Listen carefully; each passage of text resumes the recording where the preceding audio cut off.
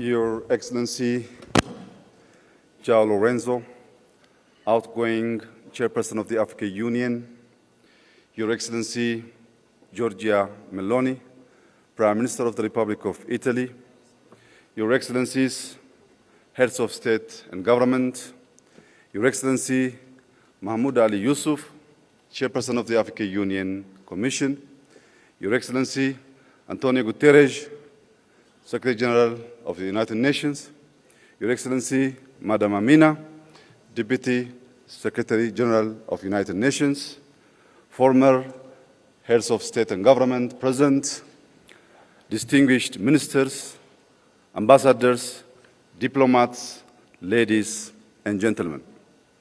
I warmly welcome you to Ethiopia, a land where human origins are traced, where time is measured differently, where coffee was first shared with the world, a place where deep history, proven resilience, and bold ambition for Africa's future converge. Today, as Africa gathers at a defining moment, we recognize that our continent's most strategic asset is not only what we extract, but what we design, build, and govern. Progress is achieved when vision is translated into systems and ideas into lasting institutions. As we build on the African Water Vision 2025, we reflect on a simple truth.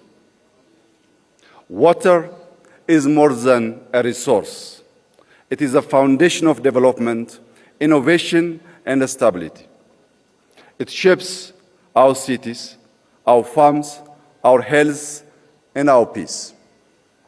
Here in Ethiopia, we have learned that responsible water management is central to guiding development wisely. The Grand Ethiopian Renaissance Dam now powers homes and industry, exports electricity to neighboring countries, and shows how African ingenuity can drive shared prosperity. Across Africa, rivers can become engines of stability when governed for shared benefit. On our land, targeted policy and innovation have enabled with self-sufficiency, and large-scale industrial investments are moving us from dependency to production. Excellencies, today, many African economies are among the fastest growing in the world. Projections show that Africa's growth will be on par, if not above, that of Asia. This is a rare convergence in modern economic history.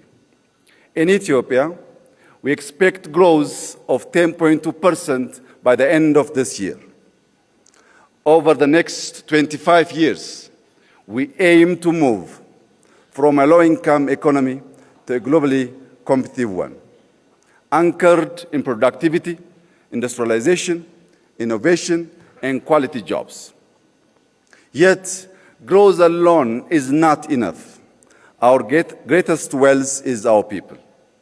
By 2035, Africa will add more young people to the global workforce than the rest of the world combined. This demographic reality must be harnessed with purpose. Numbers alone will not deliver prosperity. That's why we are investing in maternal and child health, expanding early childhood education, and scaling school feeding programs. Every child must arrive at school nourished, ready to learn, and prepare to contribute. We also strongly believe development must include all. Across Ethiopia, urban and rural areas are being transformed, designed to be green, human-centered, and resilient. Excellencies, in Addis Ababa, riverside renewal has transformed degraded waterways into clean, vibrant public spaces, reducing flood risk, restoring dignity and strengthening community life. As Africa's urban landscape expands rapidly, we must be intentional. The African city of the future is walkable, green, youth-centered, and grounded in dignity and belonging. In rural areas, modernization is enhancing livelihoods, connecting communities to markets. This integrated approach links development with climate stewardship. One expression of this is the Green Legacy Initiative. We have planted more than 48 billion trees, restoring ecosystems and building a living legacy for future generations. Yet, the global development pathway has come at immense environmental costs borne by communities far beyond those responsible. Therefore, climate action must be anchored in justice and equity, aligning finance, technology, and partnership to enable Africa to thrive. In this spirit, we hosted the second Africa Climate Summit, and we are preparing to host COP32, ensuring Africa speaks with one voice and presents solutions to the globe. This same principle of integration guides our technological transformation. Under Digital Ethiopia 2030, we're building digital public infrastructure that places citizens at the center of service delivery. By linking FIDA, our national digital ID, with payment systems and the massive data exchange, we enable secure access to services, seamless transactions, and responsible data sharing, fostering trust and driving our economy forward. In 2020, Ethiopia established Africa's first artificial intelligence institute. Building on this foundation, we are preparing to launch an AI university anchored in the Ethiopian philosophy of Maddamar, synergy through purposeful collaboration.